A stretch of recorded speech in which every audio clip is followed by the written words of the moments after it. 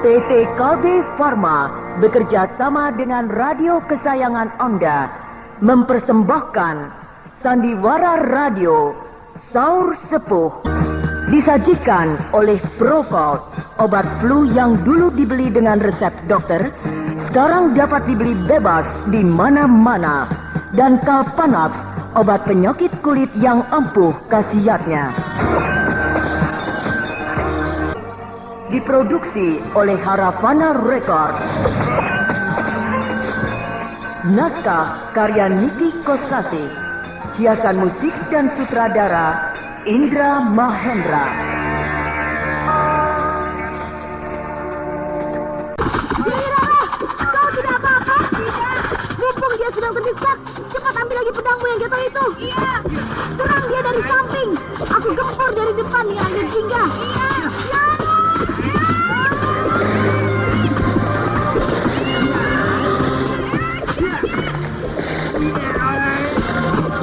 Gila. Aku tidak mengira kedua bocah ingusan itu pintar bertarung. Terpaksa aku keluarkan jurus pedang menyapu awan. Ya, ya.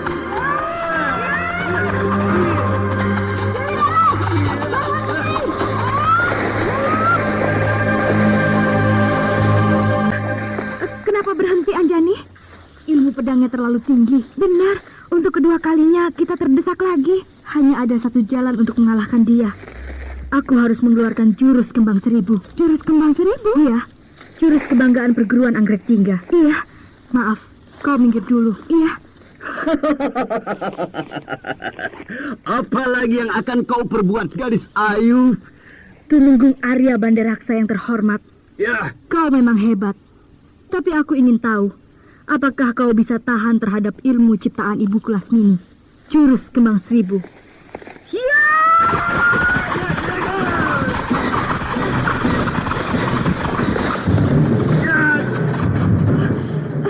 Bandaraksa kewalahan. Anjani! Gempur jalan! Dia sudah kewalahan!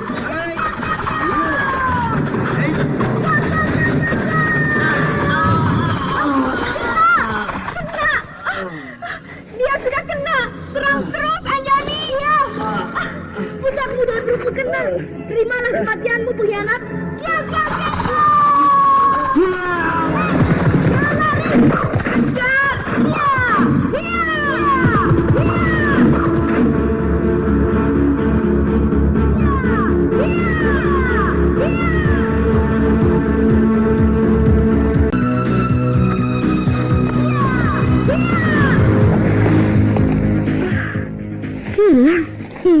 Hilang.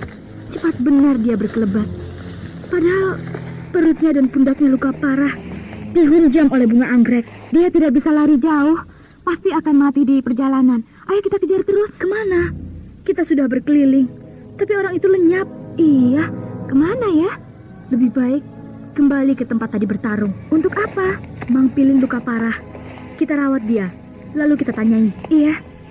Justru Mang Pilin lebih penting dari Tumenggung Bandaraksa. Sebab Mang Pilinlah yang memegang semua rahasia. Iya, benar.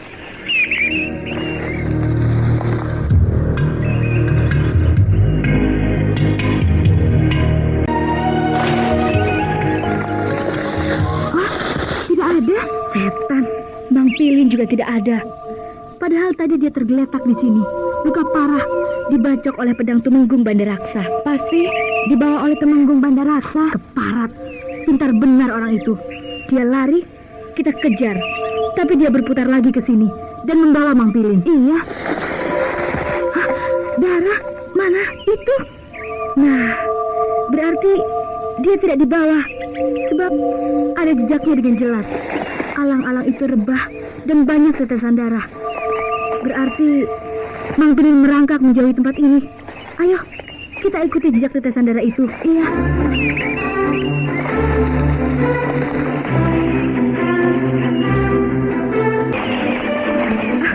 Tetesan darah itu makin banyak. Pertanda kita sudah dekat. Dan pasti dia akan lemas karena banyak kehabisan darah. Lalu tidak bisa melanjutkan gerakannya. Anjani! Lara! Siapa itu? Paksi? Oh, iya, itu suara Paksi. Memang di kita. Anjani, Rara, Paksi di sini. Suaranya dari sebelah sana. Ayo, kita ke sana. Paksi. Rara, Anjani, sini cepat. Mang Pilin. Mang Pilin. Aku menemukan dia di sini ketika aku sedang mencari kalian berdua. Apakah dia... Dia sudah mati. Habislah harapan kita untuk mengetahui lebih jelas mengenai rahasia bentar palsu. Tapi dia sudah mengatakannya kepadaku. Benarkah? Iya. Sebelum dia mati, masih sempat menceritakan semuanya kepadaku. Bagaimana katanya? Yang jadi bentar palsu adalah Raden Kuda Senggara, kakak kandung Dewi Alit Damis dari Kadipaten Banyuabang. Itu aku sudah tahu dari mulut Mang Pilin ketika dia bertengkar dengan Tumenggung Bandaraksa. Tumenggung Bandaraksa orang dari desa Iwung yang menaruh dendam kepada Uwa Brahma karena ayahnya dibunuh oleh Uwa Brahma. Itu juga aku sudah tahu. Yang aku belum tahu, dengan cara apa Raden Kuda Senggara bisa merubah wujudnya menjadi bentar. Apakah dengan ilmu sihir atau dengan gabungan dua cara. Gabungan dua cara? Iya. Ilmu sihir dan ilmu tabib. Ilmu sihir dan ilmu tabib? Dua orang yang ahli ilmu sihir dan ilmu tabib yang bernama Patira dan Patiru telah... Patira dan Patiru? Siapa mereka? Maksudku, dua orang tokoh penting dari mana? Iya, mereka tokoh penting dari golongan hitam. Sama dengan Tumenggung Bandaraksa. Mereka orang-orang dari desa Iwung. Desa Iwung itu di mana? Aku baru mendengarnya. Desa Iwung itu tidak penting, sebab mereka sudah tidak berada di sana. Tapi yang penting, tempat di mana sekarang mereka bercokol. Benar. Lalu, di mana mereka sekarang bercokol? Di Riam Segumi. Riam Segumi? Kau tahu, Rara? Riam Segumi itu air terjun di sungai Kayakas. Nama air terjun? Iya, air terjun di sungai Kayakas itu namanya Riam Segumi. Di mana sungai Kayakas itu? Di Kadipaten Jamparing. Apa? Di Kadipaten Jamparing? Iya, di sebelah selatan. Tidak jauh dari rumah leluhur Tuanku Brahma. Jalan kaki hanya setengah hari. Gila, dekat benar. Ya, kita lengah. Ada penjahat besar yang bersembunyi di depan hidung kita. Tapi kita tidak tahu. Keparat. Mereka harus dihancurkan. Ayo, sekarang juga kita berangkat ke sana. Sabar, jangan terburu nafsu. Mereka penjahat besar, licik dan kejam. Kita bisa terjebak. Kenapa harus takut? Aku juga tidak takut. Tapi kita harus sadar pada kekuatan kita. Bertarung dengan Tumenggung Bandaraksa saja, kita sudah kewalahan. Dan mungkin kedua orang tokoh hitam itu jauh lebih tinggi kesaktiannya dari Tumenggung Bandaraksa. Dan kita menjadi lebih kewalahan lagi. Sekarang begini saja. Kita harus secepatnya menghubungi Kak Garnis, Kakang Bentar dan Lasmini, serta Kakang Midura. Tapi kita tidak tahu di mana sekarang mereka berada. Kita sudah sepakat untuk bertemu di Gunung Wangsit. Tapi itu masih lama, 3 bulan lagi. Jadi masih 2 bulan lagi. Padahal kita harus cepatnya membekuk para penjahat itu. Kita kerahkan saja pasukan perang kerajaan Madangkara. Hus, jangan. Kenapa? Nanti jadi geger dan rakyat ketakutan. Kasihan rakyat. Tempo hari baru saja ketakutan dan menderita dengan munculnya bentar palsu. Sekarang ketakutan lagi. Bisa rusak semuanya nanti. Benar. Rakyat jangan terlalu sering mengalami ketakutan, sebab akibatnya sangat berbahaya bagi keutuhan kerajaan. Lalu? Kita harus pergi ke Gunung Wangsit. Jangan semuanya. Salah seorang saja. Yang 2 orang berjaga-jaga mengawasi Riam Segumi. Aku saja yang pergi ke Gunung Wangsit, sebab aku tahu jalan memotong yang lebih dekat. Baik, aku setuju. Titip pesan kepada salah seorang murid Padepokan Gunung Wangsit. Lalu cepat kembali lagi ke sini bersama Paman Soma. Dengan Paman Soma? Musuh kita orang-orang yang sangat dikjaya. Kita bertiga tidak akan mampu menandingi mereka. Benar. Kita memerlukan tambahan orang yang berilmu tinggi. Kalau terjadi bentrokan dengan mereka sebelum Kak Garnis dan lainnya datang. Iya, baiklah. Aku segera berangkat, Dewi Rara. Hati-hati. Iya.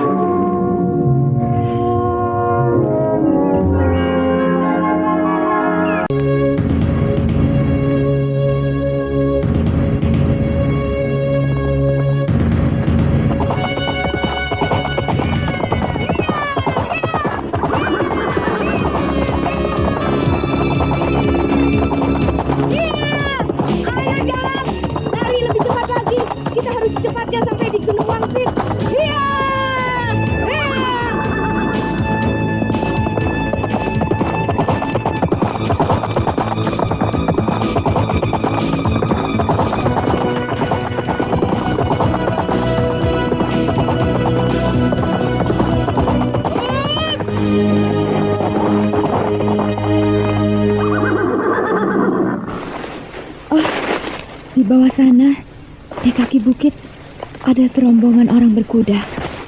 Siapakah mereka? Kalau aku terus mengikuti jalan ini, pasti akan berpapasan dengan mereka. Kalau mereka orang Madangkara, tidak apa-apa. Tapi kalau mereka musuh, bisa berbahaya. Hei, jangan bergerak. Siapa? Kak Garnis. Dari kaki bukit, aku melihat seorang penunggang kuda sedang berpacu di lereng bukit ini. Memakai baju biru, maka tahulah aku bahwa penunggang kuda itu pasti kamu. Lalu aku cegat dan memotong jalanmu. Lalu, siapa 4 orang menunggang kuda yang di bawah sana, di kaki bukit? Mereka Widura, Bentar, Lasmini, dan Paman Soma. Oh, benarkah? Ya, kami sudah tahu semuanya, Rara. Bentar dan Lasmini berhasil memperoleh keterangan dari salah seorang murid Eyang Balung di Bukit Pasir Itis tentang siapa-siapa yang berdiri di belakang Bentar palsu. Oh, syukurlah. Dan memang benar, Eyang Balung itu adalah Demang Suhita. Tepat benar dugaan Lasmini. Eyang Balung murid Patura dan Paturi yang bisa melebur ilmu sihir dan ilmu tabib sehingga bisa merubah wujudnya menjadi wujud orang lain. Tapi masih belum sempurna. Suaranya tidak sama. Iya. Aku juga dan Widura memperoleh keterangan dari saudara seperguruan Raden Kuda Sengara bahwa yang menjadi Bentar palsu adalah Raden Kuda Sengara. Dan orang dalam yang membantu usaha mereka adalah Tumenggung Arya Bandaraksa. Tepat sekali. Saya pun pergi ke Gunung Wangsit untuk mengabarkan itu semua. Karena diperkirakan dia bersembunyi di Riam Segumi. Perhitungan kami juga begitu, Rara. Bahwa Bentar palsu pun pasti saat ini bersembunyi di Riam Segumi. Kalau begitu, mari kita gempur mereka. Ya, marilah kita sama-sama pergi ke Riam Segumi.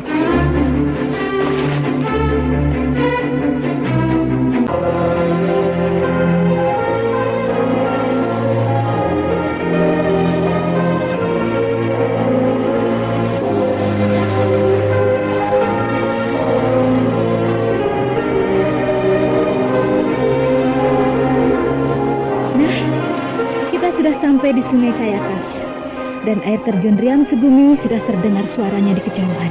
Dewi Rara, di mana Paksi dan Anjani menunggu kita? Di hutan sebelah sana itu. Ayo, kita ke sana.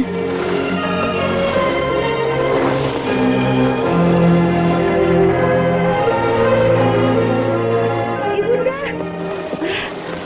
Anjani. Kak Garnis, Kakang Bentar, Kakang Widura.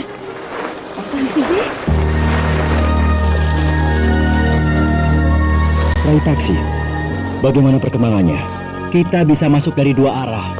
2 arah bagaimana? Iya. Saya dan Anjani menemukan sebuah lubang di balik bukit sebelah sana yang menuju ke Riam Segumi. Iya. Kalau begitu, kita bisa masuk dari depan dan belakang. Benar. Pintar sekali mereka. Untuk bisa masuk ke dalam goa yang berada di balik air terjun itu, mereka lewat jalan belakang dengan cara melubangi dinding bukit di sebelah selatan. Karena tidak semua orang bisa masuk ke gua itu lewat jalan depan, menerobos air terjun yang sangat deras itu. Benar. Hanya yang memiliki ilmu sangat tinggi akan bisa menerobos air terjun dan sampai ke mulut gua. Hal itu bukan sesuatu yang sulit bagi Lasmini. Bukankah begitu, Lasmini? Juga bagi kau, bukan? Ya, baiklah. Kita berdua lewat jalan depan yang lain. Lewat jalan belakang. Iya.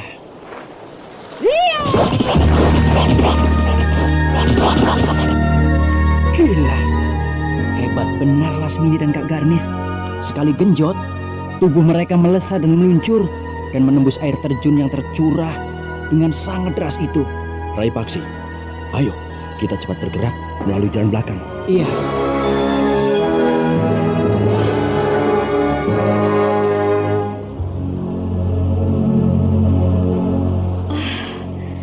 Aku tidak mengira goa yang berada di belakang air terjun Riam Segumi ini besar. Ya, semakin ke dalam, semakin lebar dan luas.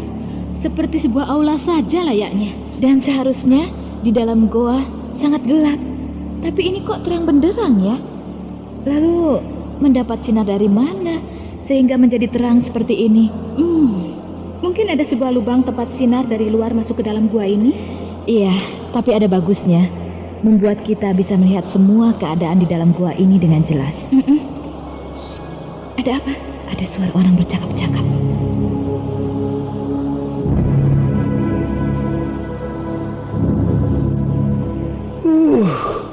Ya, bagus. Tanganku sudah bisa digerakkan kembali dengan baik. Anjani, anaknya Lasmini itu belum sempurna di dalam caranya melontarkan bunga anggrek. Sehingga hanya daging pundakmu saja yang terkelupas. Tapi kalau Lasmini yang melontarkan bunga anggrek jingga, tulang pundakmu bisa hancur. Buat apa kita punya dua orang ahli yang bisa melebur ilmu sihir dan ilmu tabib kalau tidak bisa membinasakan Lasmini? Bukankah begitu Ki Patura dan Ki Paturi? Ya. Hei, Raden Bentar. Kenapa diam saja? Perasaanku tidak enak. Sepertinya akan terjadi sesuatu. Sudahlah, di sini kita aman. Sebab siapa yang akan menduga kalau kita berada di balik sebuah air terjun? Gua ini yang terletak di balik air terjun Riam Segumi pernah menjadi tempat bertapa Tuanku Brahma. Jadi pasti ada orang Madangkara yang tahu di sini ada goa yang besar dan luas. Dugaanmu tepat. Lasmini. Apa kabar sobat-sobat lama? Garnis. Bagus, semuanya hadir dengan lengkap. Kalian dua manusia kembar. Pasti kalian yang bernama Patura dan Paturi. Patura ahli ilmu sihir dan Paturi ahli ilmu tabib. Lalu meleburkan kedua ilmu itu untuk kejahatan. Merubah wujud orang menjadi wujud orang lain. Hukuman yang pantas bagi kalian penjahat yang paling jahat adalah hukuman mati. Ngomong apa? Perempuan cantik itu. Tebang Swita. Sedang menyanyi. Keparat, kau duluan yang aku bunuh, Eyang Balung. Apa? Kau kira aku tidak tahu? Kau adalah Eyang Balung alias Ki Demang Suhita. Setan. Dan kau tidak usah gelisah, Raden Kuda Sengara. Hah? Kau tahu siapa aku? Pokoknya hari ini, hari kiamat. Hari kiamat bagi kalian. Patura dan Paturi adalah dua orang penjahat dari desa Iwung. Demang Suhita adalah Eyang Balung, ketua padepokan Bukit Pasir Ipis. Dan kau Tumenggung Bandaraksa, kau juga orang desa Iwung yang berhasil jadi orang dalam keraton Madangkara. Dan yang terakhir adalah kau, Raden Bentar Palsu. Kau adalah Raden Kuda Sengara dari Kadipaten Banyu Abang. Nah, mau apa lagi? Marilah kita jadikan Gua Riam Segumi ini sebagai ajang perang tanding, mengadu jiwa. Ayo, penuhilah tempat ini dengan darah. Darah para durjana angkara murka. Bahaya.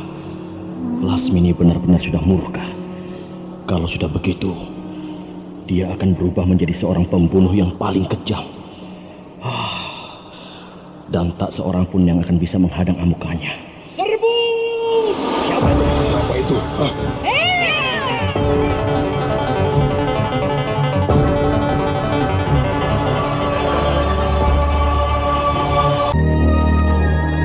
Bagus, Paksi, Anjani, Dewi Rara, dan Bentar datang tepat pada waktunya. Edan, kenapa mereka bisa tahu ada jalan lewat belakang? Hai para penjahat, kalian lupa bahwa Goa Riam Segumi ini berada di wilayah Kampung Jampare, tempat kami bermain-main semasa kanak-kanak, sehingga kami tahu benar seluk-beluk di sini. Setan cilik. Ayo kita perang. Aku yang atur. Lasmini melawan Patura, Kak Garnis melawan Paturi, Anjani melawan Demang Suhita, Dewi Rara melawan Tumenggung Bandaraksa, Kakang Bentar melawan Bentar Palsu. Mulai! Dan kau sendiri, Dai Paksi? Kau bertarung melawan siapa? Saya jadi penonton saja, jadi wasit. Anak bandel.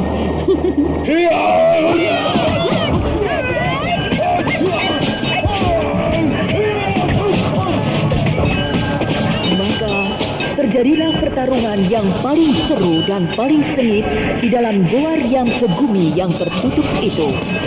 Para putra Madangkara mengamuk, mengerahkan segala daya dan kemampuan untuk menumpas para durjana angkara murka. Ternyata kau benar-benar seorang tokoh yang sangat dijaya, Paturi. Kau bisa merontokkan semua senjata rahasiaku, Bintang Besi. Juga mampu melumpuhkan senjata andalanku, Selendang Sutra. Tapi baiklah, terpaksa aku mengeluarkan ilmu kadikjayaanku selama ini tidak pernah aku keluarkan, yaitu ilmu Cipta Dewi.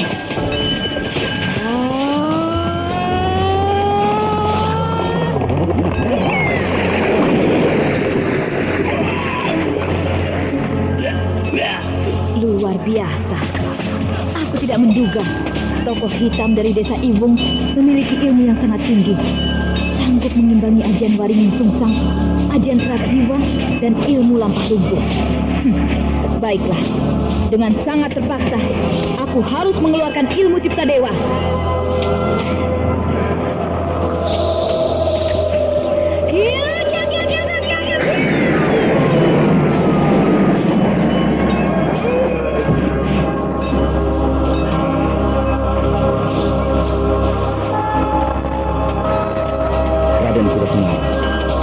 Cukuplah sampai hari ini saja petualangan Raden yang menirukan saya.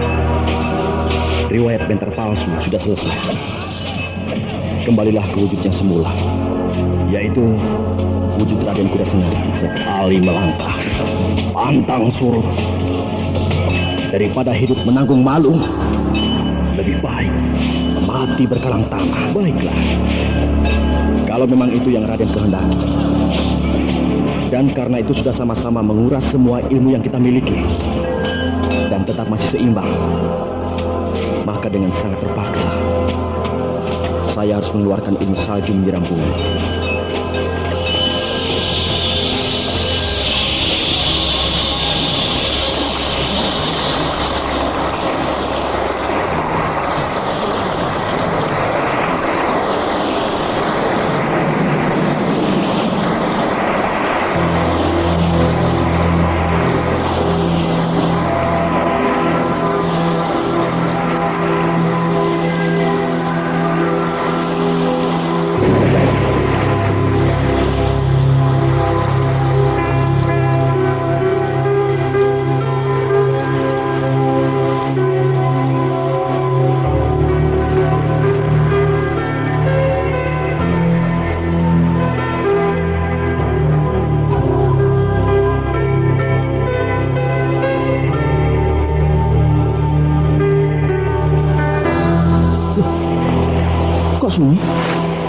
Pertarungan seluruhnya sudah terhenti. Sudah selesai. Sudah, Kakang Bentar. Patura mati oleh Lasmini, dan Paturi mati oleh Kak Ganis, dan Ki Demang Suhita alias Eyang Balung mati oleh saya. Oleh kamu, Rai Paksi? Iya. Katanya kau tidak ikut bertarung, mau jadi penonton saja. Saya jengkel melihat dia terus-menerus mendesak Dewi Rara. Terpaksa saya turun tangan, dan tamatlah riwayat Demang Suhita. Lehernya saya potong, Kakang Bentar. Iya. Lalu, Tumenggung Bandaraksa? Mati. Tubuhnya penuh oleh bunga anggrek jingga yang dilontarkan oleh Anjani.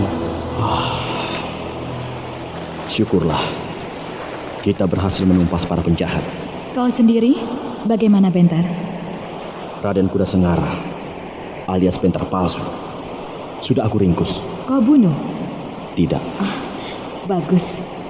Dia bisa kau pergunakan sebagai bukti di hadapan Prabu Wanapati. Iya. Tapi Kak Garnis mana?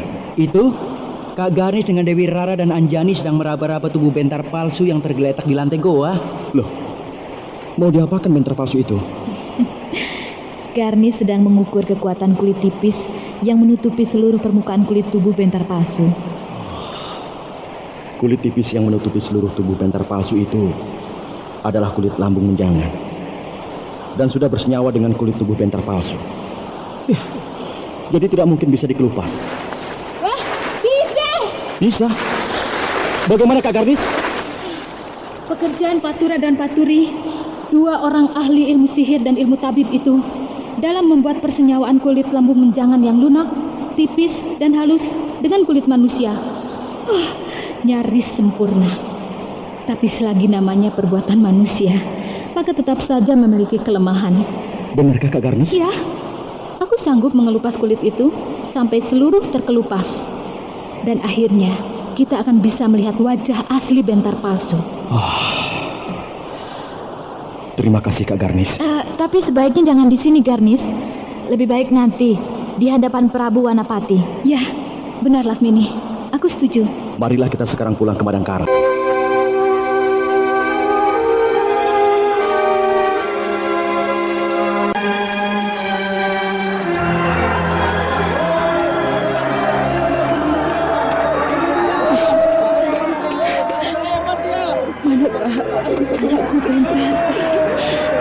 Sadarlah, Kanda Dewi Pramita. Tahanlah kerinduan untuk memeluk Bentar. Sebentar lagi, dia akan datang ke haribaan Kanda Dewi. Itu dia sudah datang. Yunda Harman, aku mendengar sorak-sorai di muka keraton. Apakah rakyat sedang menyambut anakku yang baru pulang dari perjalanan jauhnya? Benar, Kanda Dewi? Nah, itu Bentar. Ibunda! Ibunda!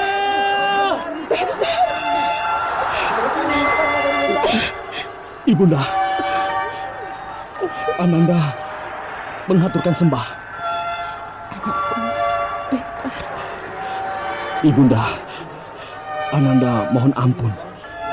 Kurang bakti terhadap Ibunda, membuat Ibunda menderita. Benarkah ini anakku, Bentar? Berkat Yang Maha Agung, inilah Ananda telah pulang dan telah berada di hadapan Ibunda. Bangunlah anakku. Bangunlah. Sembahmu aku terima. Aku ingin menatap wajahmu sampai puas. Aku ingin memeluk anakku. Daulat Ibunda.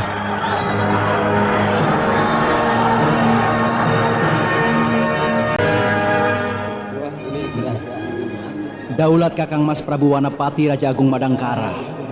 Hamba Raden Paksi Jaladara menghaturkan sembah. Sembahmu aku terima, Rai Mas Paksi Jaladara. Daulat Kakang Mas Prabu Wanapati. Teruskan bicaramu. Di hadapan Prabu Wanapati dan hadirin sidang agung para pejabat tinggi Kerajaan Madangkara, saya akan membersihkan nama Kakang Mas Bentar dengan membawa bukti, yaitu ini. Orang ini yang duduk di kursi terdakwa bisa kita lihat bersama-sama. Wajahnya, bentuk tubuhnya, warna kulitnya sama dan serupa dengan Kakang Bentar yang duduk di kursi kehormatan di samping Kakang Mas Prabu Wanapati. Bahkan suaranya juga sama. Karena sama dan serupa segala-galanya, maka dia menamakan dirinya Raden Bentar, dan kita menyebutnya Raden Bentar palsu. Lalu, siapakah dia ini sebenarnya? Dia adalah Raden Kuda Sengara. Iya, musuh besar Kakang Mas Raden Bentar. Kak Garnis, silahkan membuka topeng penjahat ini. Baiklah, Rai Paksi.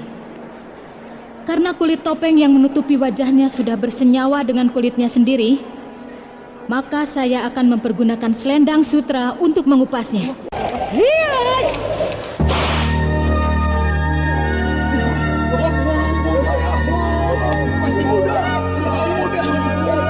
Daulat Kakang Mas Prabu Wanapati. Cukup sekian pembuktian hamba. Selanjutnya hamba serahkan sepenuhnya kepada Kakang Mas Prabu Wanapati. Raden Kuda Sengara dihukum mati. Dan dengan ini, aku Prabu Wanapati, Raja Kerajaan Madangkara menyatakan, Kakang Mas Raden Bentar bersih.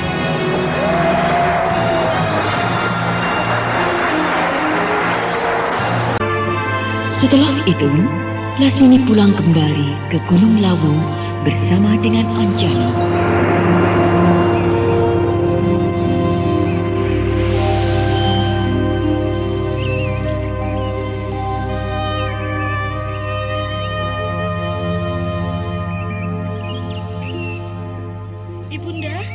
Anjani. Ibunda memanggil saya? Ya. Kau sudah besar, Anjani. Sudah pantas menggantikan aku. Maksud Ibunda jadi guru di padepokan kita ini? Iya. Saya belum bisa apa-apa, Ibunda. Ilmu kadikjayaan saya masih 0. Itu bisa kau pelajari sambil jalan. Menurut saya lebih baik Ibunda terus yang jadi guru dan ketua padepokan. Nanti kalau saya sudah bisa seperti Ibunda, baru saya mau menggantikan kedudukan Ibunda. Tapi kau jangan mengikuti jejakku. Maksudku jejak kehidupanku yang buruk. Kau harus tetap menjadi seorang wanita yang baik. Iya, Ibunda. Lalu, apa cita-citamu? Cita-cita? Apakah kau bercita-cita ingin jadi pendekar? Atau jadi seorang tokoh yang sakti mandraguna dengan segudang ilmu kadikjayaan tingkat tinggi? Cita-cita saya ingin jadi orang yang ada gunanya bagi kesejahteraan umat manusia. Cita-citamu itu bagus. Jadi kau jangan jadi orang jahat. Iya, Ibunda. Biarlah sampai aku saja keturunan kita yang jahat. Kau jangan. Kau harus jadi orang baik-baik. Iya, Ibunda.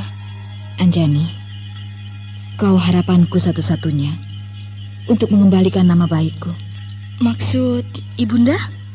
Kalau kau bisa jadi manusia yang tidak sama dengan aku, maka kau akan bisa mengangkat derajatku sebagai ibumu. Tapi saya berkeinginan untuk memiliki ilmu kadikjayaan yang setaraf dengan Ibunda. Kau boleh mempelajari ilmu apa saja. Tapi jangan meniru kelakuanku yang jelek. Kau tahu maksudku, bukan? Saya mengerti, Ibunda. Ya, tapi aku kagum kepadamu, Anjani. Kau tidak malu punya ibu seperti aku. Jelek atau baik, bagus atau buruk, Ibunda adalah ibu kandung saya. Terima kasih, Anjani. Iya, Ibunda. Dan supaya kau jadi wanita baik-baik, maka kau harus kawin. Kawin? Iya. Saya belum mau kawin, Ibunda. Kau sudah besar. Sudah lebih dari pantas untuk kawin. Saya masih ingin belajar lebih banyak tentang semua ilmu silat dan ilmu kadikjayaan. Itu bisa kau lakukan sambil jalan.